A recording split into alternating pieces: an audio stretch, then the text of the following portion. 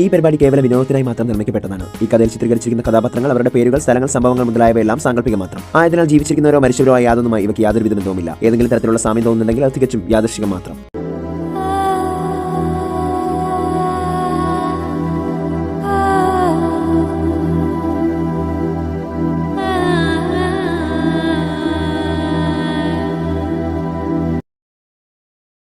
ഒരു വർഷം കഴിഞ്ഞു. ഇന്ന് ഗുജറാൾ ഗ്രൂപ്പ് ഓഫ് കമ്പനീസിന്റെ 25th ആനിവേഴ്സറി ആണ്. ഗുജറാൾ ഗ്രൂപ്പിന്റെ ഓണറായ ലളിത് ഗുജറാളിന്റെയും ഭാര്യ സീമ ഗുജറാളിന്റെയും മൂത്ത മകനാണ് ഋഷഭ് ഗുജറാൾ. രണ്ടാമത്തെ മകൻ ഹൃദേശ് ഗുജറാൾ. ഋഷഭ് ആർമി ഓഫീസർ ആയിരുന്നു. സീമയ്ക്ക് മകനോടുള്ള അധിക വാത്സല്യം കാരണം ആ ജോലി കളഞ്ഞ് നാട്ടിൽ തന്നെ നിൽക്കാൻ പറഞ്ഞതിന് ശേഷമാണ് ഗുജറാൾ ഗ്രൂപ്പിന്റെ കാര്യങ്ങളെല്ലാം ഋഷഭ് നോക്കി തുടങ്ങിയത്. ഋഷഭ് ഗുജറാൾ കമ്പനിയുടെ മാനേജിംഗ് ഡയറക്ടറാണ്.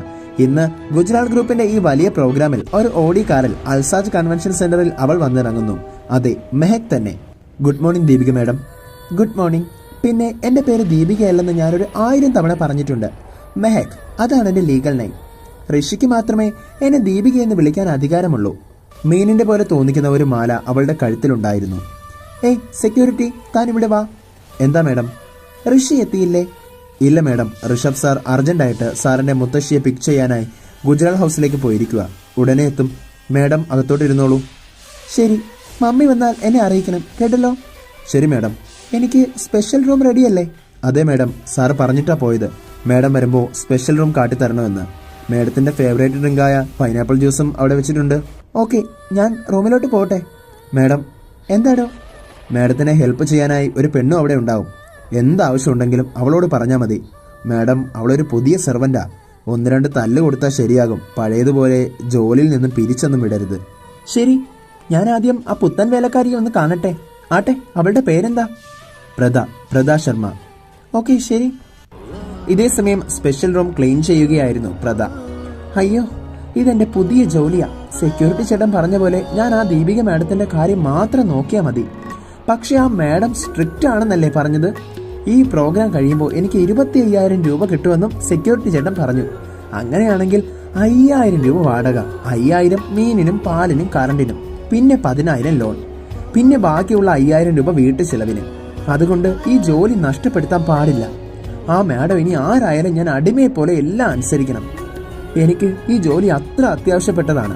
പെട്ടെന്ന് അവിടേക്ക് വാതിൽ തുറന്ന് മെഹക് ഉള്ളിലേക്ക് കടന്നു വന്നു. സെർവന്റിനെ തല്ലാനായി തന്നെ കരുതി മുറിയിലേക്ക് കയറിയ മെഹക്കിന് പ്രദയുടെ മുഖം കണ്ടപ്പോൾ അതിന് കഴിഞ്ഞില്ല. പ്രദ, നീയോ? ദീപിക. രണ്ടുപേരും പെട്ടെന്ന് കെട്ടിപ്പിടിച്ചു. നിന്നെ ഇവിടെ ഞാൻ ഒട്ടും പ്രതീക്ഷിച്ചില്ല. ഏയ്, അത് കള. കുറച്ചു നാളായല്ലോ നിന്നെ കണ്ടിട്ട്. ഞാൻ എന്റെ ഒരു ലക്ഷ്യം പൂർത്തിയാക്കാനാണ് ഇവിടെ വന്നത്. പ്രദ, നീ എന്നെ സഹായിക്കണം. തീർച്ചയായും സഹായിക്കും. നിന്നെ സഹായിക്കാനല്ലേ എന്നെ ഇവിടെ ജോലിക്ക് നിയമിച്ചിരിക്കുന്നത്. അല്ല പ്രദ, നീ എന്താ ഇവിടെ ഇങ്ങനൊരു ജോലിക്ക്? നിനക്കുള്ളതുപോലെ എനിക്കൊരു ലക്ഷ്യമുണ്ടെന്ന് കൂട്ടിക്കോ. അല്ല, മാഡം ഒരു ചൂടത്തിയാണെന്ന് പറഞ്ഞപ്പോ നീയാണെന്ന് ഞാൻ ഒരിക്കലും പ്രതീക്ഷിച്ചില്ല. പ്രദ, ഞാൻ അല്പം ടയേർഡാണ്, ഒന്ന് റെസ്റ്റ് എടുക്കട്ടെ. ശരി ദീപിക, ഞാൻ പുറത്തുണ്ടാവും. എന്താവശ്യത്തിനും നിനക്കെന്നെ വിളിക്കാം. ശരി. പ്രദ റൂമിൽ നിന്നും ഇറങ്ങിയപ്പോൾ വാതിൽ കുറ്റിയിട്ട് മെഹക് ജനാലക്കരികിലേക്ക് പോയി. 1 വർഷം കഴിഞ്ഞു. ഇനിയുള്ളത് ഈ കഥയുടെ 2ാം അധ്യായമാണ്. എന്റെ ലക്ഷ്യം എനിക്ക് നടപ്പിലാക്കിയേ മതിയാകൂ. ഇവിടെ എന്തായാലും പ്രദയും ഇപ്പോൾ എനിക്ക് സഹായമായി ഉണ്ട്. അവൾ എൻ്റെ കൂട്ടുകാരിയും അതിലുപരി സഹോദരിയും ഒക്കെ തന്നെയാ. സമയമാകുമ്പോൾ അവളോടും എല്ലാം പറയണം. അല്പസമയം കഴിഞ്ഞ് ഋഷഭ് ഫാമിലിയുമൊത്ത് കാറിൽ കൺവെൻഷൻ സെന്ററിന്റെ പുറത്തു വന്നിറങ്ങി. സെക്യൂരിറ്റി, ദീപിക എത്തിയിരുന്നോ? യെസ് സാർ, മാഡം എത്തി. റൂമിലേക്ക് പോയിരിക്കുക.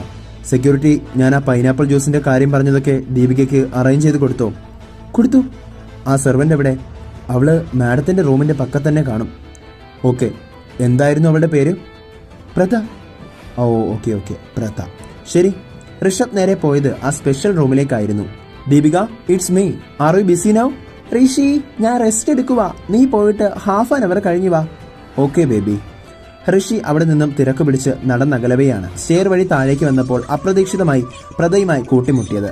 ഋഷഭിന്റെ ആ അപ്രതീക്ഷിതമായ കൂട്ടിമുട്ടലിൽ പ്രദ താഴേക്ക് വീഴാൻ തുടങ്ങി. പെട്ടെന്ന് തന്റെ കയ്യാലെ അവളെ ഋഷഭ് ചേർത്തു നിർത്തി.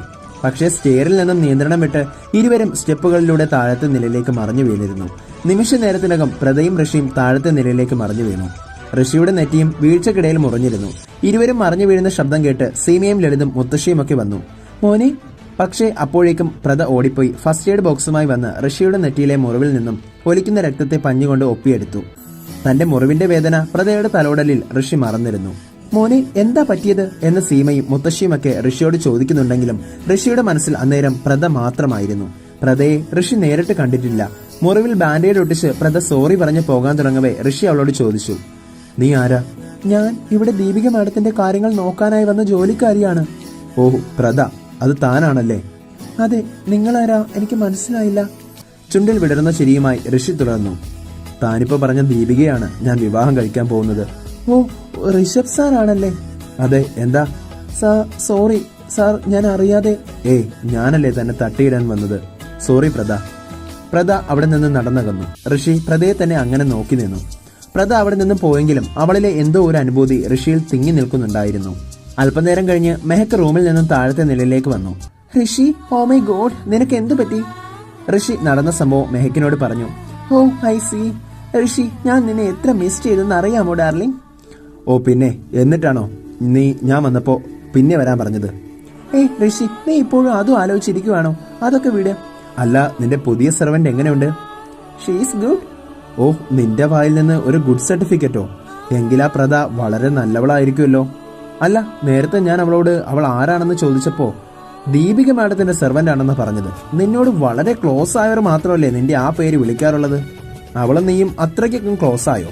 ഋഷി ഡാർലിംഗ്, അവളും ഞാനും തമ്മിലുള്ള ബന്ധം നിന്നോട് പറഞ്ഞാൽ നിനക്കൊരു പക്ഷെ അത് മനസ്സിലാവണമെന്നില്ല. ഓക്കെ, ശരി. അല്ല, നീ നിനക്കൊരു ഡയമണ്ട് നെക്ലസ് വേണമെന്ന് പറഞ്ഞില്ലേ? ഈ പ്രോഗ്രാം കഴിഞ്ഞ് നമുക്കിന്ന് ജുവലേഴ്സിൽ പോകാം. ഏയ് ഋഷി, എനിക്കിപ്പോൾ അതിനോടല്ല ഇൻട്രസ്റ്റ്. ഋഷി, നിന്റെ മമ്മിയുടെ കഴുത്തിലെ ആ വൈറ്റ് പേൾ പതിപ്പിച്ച ചെയിൻ എവിടെന്നാ വാങ്ങിയത്?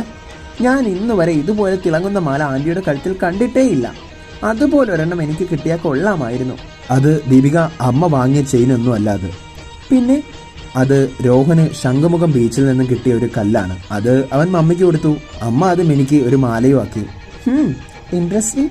ശരി ദീപിക, ഞാൻ ചീഫ് മിനിസ്റ്റർ വന്നിട്ടുണ്ടോ എന്ന് വിളിച്ച് അന്വേഷിക്കട്ടെ. ശരി ഋഷി. ഋഷി തന്റെ അടുക്കൽ നിന്ന് പോയ ശേഷം മെഹക് സ്വയം പറഞ്ഞു, ഋഷി, എനിക്ക് നല്ലതുപോലെ അറിയാം, ആ മാല ഒരു വൈറ്റ് പേളുമല്ല. അത് കടലമ്മയുടെ കൊട്ടാരത്തിലെ പവിഴ മുത്താണ്. ആ മുത്ത് നിന്റെ അമ്മയുടെ കയ്യിൽ കൊടുത്തത് രോഹനാണെന്നല്ലേ നീ പറഞ്ഞത്? അപ്പോൾ രോഹനും ഇതിലൊക്കെ എന്തൊക്കെയോ പങ്കുണ്ട്. ഇന്ന് ഞാൻ ആ രോഹനെ കൊണ്ട് തന്നെ അവന്റെ കൂട്ടാളികൾ ആരൊക്കെയാണെന്ന് ചോദിച്ചറിയും. ഇന്ന് അവന്റെ അവസാനത്തെ ദിവസവുമായിരിക്കും. ഈ മത്സ്യകനികയുടെ കയ്യിൽ നിന്നും നിനക്കും നിന്റെ കൂട്ടാളികൾക്കും രക്ഷയില്ല ഋഷി. നിന്നെ ഞാൻ ആദ്യം കൊലപ്പെടുത്തിയാൽ പിന്നെ എനിക്ക് ഗുജറാൾ ഹൗസിലേക്ക് വരാൻ കഴിയില്ല. നീ എൻ്റെ അവസാനത്തെ ഇരയാണ്. ഇതിന്റെ എല്ലാം മാസ്റ്റർ മൈൻഡ് നീയാണ്. പക്ഷെ എനിക്ക് നിങ്ങൾ എത്ര പേരുണ്ടെന്ന് കൃത്യമായി അറിഞ്ഞേ പറ്റൂ. അതിനു വേണ്ടി തന്നെയാണ് ഈ കഴിഞ്ഞ 10 മാസത്തിനകത്ത് നിന്നോട് പ്രണയം നടിച്ച് നിന്നെ ഞാൻ വലയിൽ വീഴ്ത്തിയത്. മത്സ്യവംശത്തിന്റെ റാണിയെയാണ് നീ ഇല്ലാതാക്കിയത്. അതിന് നിങ്ങൾ ഓരോരുത്തരും കണക്ക് പറഞ്ഞേ മതിയാകൂ.